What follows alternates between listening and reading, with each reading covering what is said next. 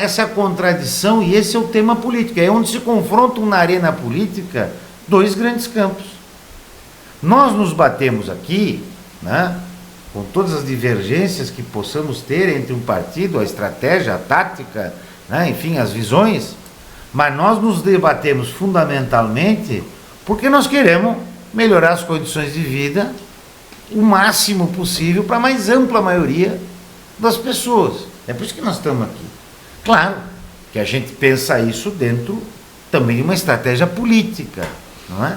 Nós não queremos simplesmente mudar uma lei, né? Nós queremos um novo regramento, nós não queremos simplesmente mudar o governo ou um governo, né? Mas mudar esse governo para acumular forças para uma melhoria das condições de vida.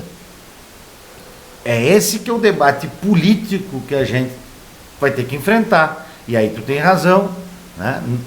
A correlação de força, por mais adversa que seja, ela pode se mover, porque é uma correlação de força que vai mexer com as forças da sociedade. Ela está em disputa, né, o tempo todo. Quer dizer o seguinte, que se a gente mobilizar, né, levar, né, fazer essa discussão, e tendo um governo como Lula, que agora no 1º de maio assumiu, que era até uma cobrança do PSOL, que não vinha assumindo, e agora assumiu, ontem ou anteontem, o ministro do Trabalho, Luiz Marinho, também, né, incorporou o discurso.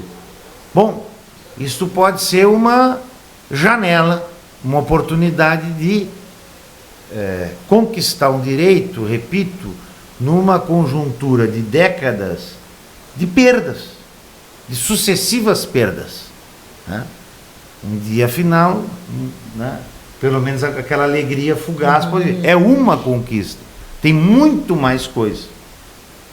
Então, assim, é isso, né, colocando já para o nosso ponto de vista local, que é a tua provocação isso. Aqui, isso, na minha opinião, é isso que deve também nos imbuir, né, nos motivar e nos mobilizar aqui no município, né, a gente ter unidade nessa estratégia.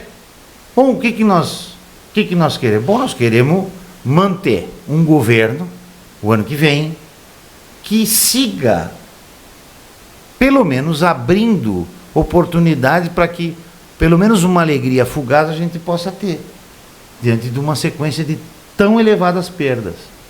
É isso que está em jogo, eu acho que é isso que a gente tem que começar a se organizar localmente, municipalmente, para garantir no ano que vem uma vitória para o Lula aqui em Santa Vitória de novo, como fizemos em 2022.